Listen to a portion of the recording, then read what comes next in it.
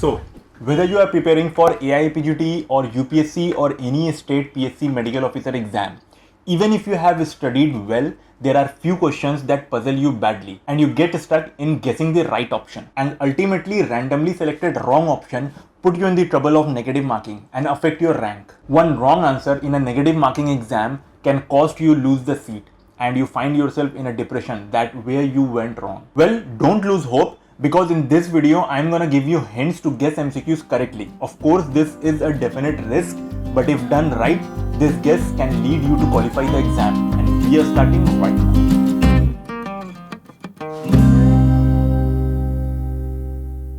Hello everyone, my name is Dr. Taha Khan. Welcome to my YouTube channel where I share with you clinic and exam related productivity tips and strategies. If this is your first time here, start now by subscribing and hit the bell icon so that you don't miss anything. Let me first ask you a question before I start the video, and we are going to discuss this question towards the end of the video so you can see whether you were correct in choosing the right option or not.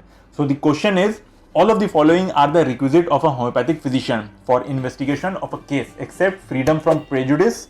Option number 1. Option number 2, sound senses. Option number 3, fidelity in tracing the picture of the disease. And option number 4, knowledge of disease. So when you are done with the easy questions and you are left with the tough questions in the exam, and especially if there are negative markings in the exam, you can apply these tricks in guessing those questions. Trick number 1, extreme options. Now in an MCQ, see the options. All the extreme options you can easily eliminate. Like for example, where there are values given like 30, option A is 30, 150, option C is 200 and option D is 700. So this 30 and 700 have extremes of values. So you can easily understand that these are not the correct options. The correct option must be one of either 150 or 200. So trick number 1 is you try to eliminate or you try to not think about the extreme options, because most probably these are not the correct options. Trick number 2, pay attention to important words. Pay particularly close attention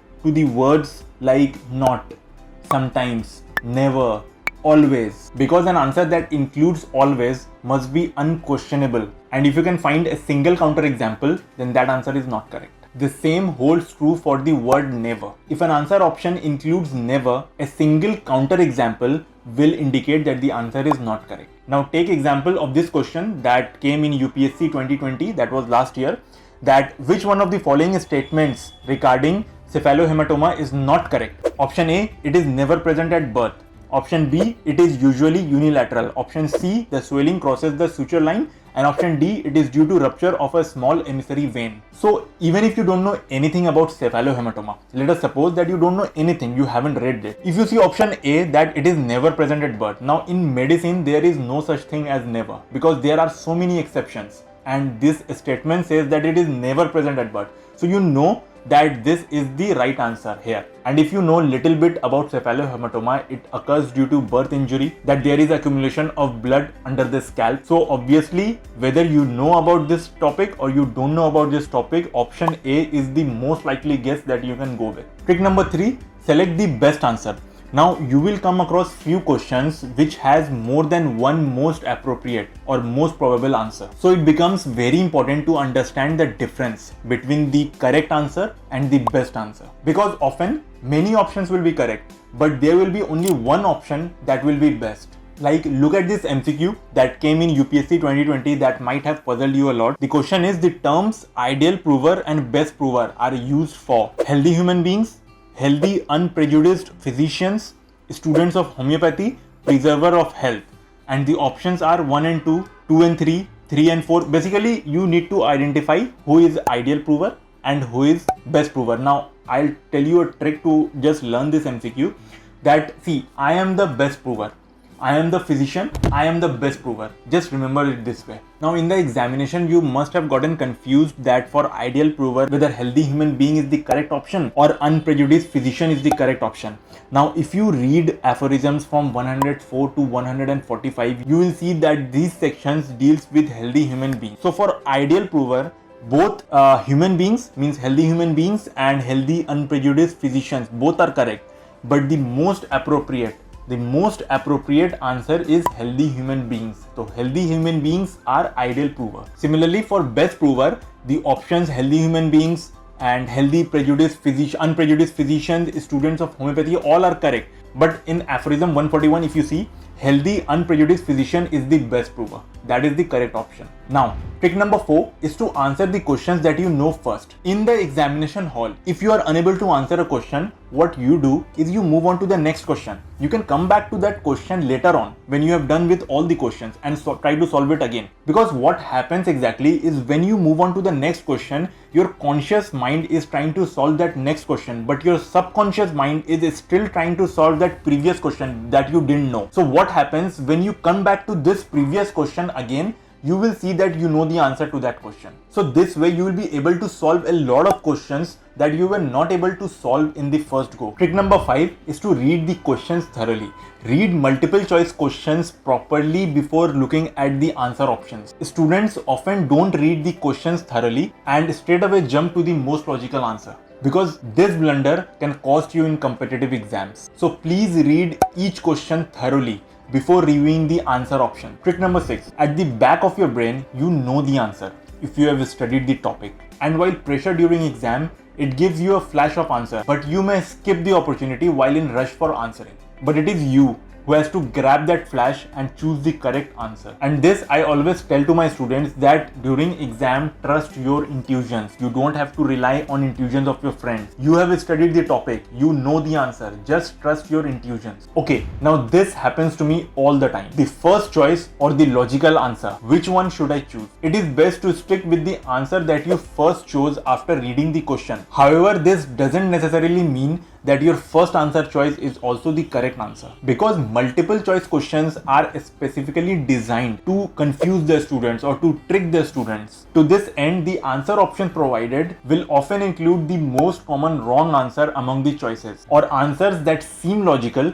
but are ultimately incorrect or not the best answer. Also, many a times what happens is your first choice is the correct answer. So basically what I'm trying to say is, think about your first choice deeply before jumping on to the most logical answer.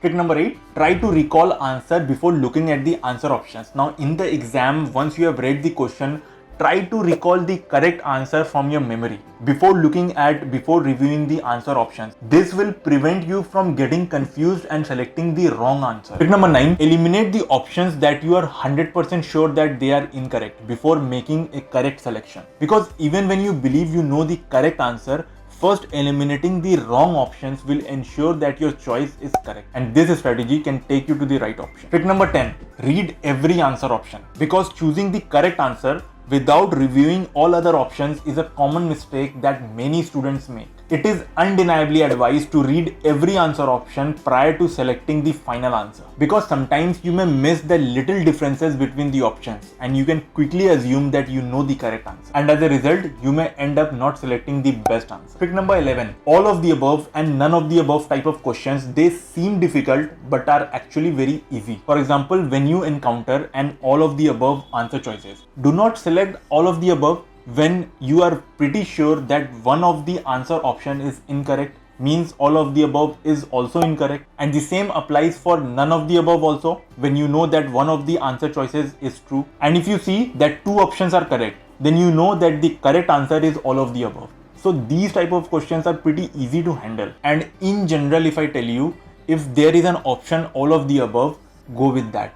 If you have nothing, like you have to take the risk, go with all of the above. In most of the cases, all of the above option is the correct option. Trick number 12, the more the information, the higher the probability. And this is actually interesting because more often than not, the correct option has more information than all other options. William Poundstone has revealed marvelous findings in his research that the option which has the longest statement has the highest probability of being correct, because the test makers have to make sure that the right answer is indisputably right. So you can apply this trick if you ever come across these type of answer options. Trick number 13, similar options. If two options sound similar, or if the same keyword appear in two options, then the correct answer is one of them. Trick number 14, the last trick, do not guess more than 10%. See, guessing more than 10% in your final exam is very risky. You do not want to lose your rank, lose your marks by guessing wrong answer. So practice more and more and do not guess more than 10% in your final exam. Now, coming to the question that I asked in the beginning of my video, the correct answer is option D. Because if you read aphorism 83, Organon of Medicine, this individualizing examination of a case of disease, for which I shall only give in the place general directions of which the practitioner will bear in mind only what is applicable for each individual case, demands of the physician nothing but freedom from prejudice and sound senses, attention in observing, and fidelity in tracing the picture of the disease. So big clap to those who got the answer right. Remember, practice makes a man perfect, and there is no strategy to crack MCQs that can beat repeated practice or exposure to MCQs. So practice your MCQs daily. Make wrong choices, make mistakes here in your coaching, in your test series, make as many mistakes as you want. And all these tricks that I have spoken about in this video, apply them not in the exam. First apply them in your coaching, in your test series, and see that how much you are able to apply, what is the result of these applications. Because even if you're trying to guess MCQs, I don't want you to apply these straight away in the final exam. First apply them in your test series. Okay, so I hope that these tricks will help you in your final exam and you found these tricks very useful. Let me know how you like the video. Give it a thumbs up if you like it, share it with your friends, and I'll see you in the next video.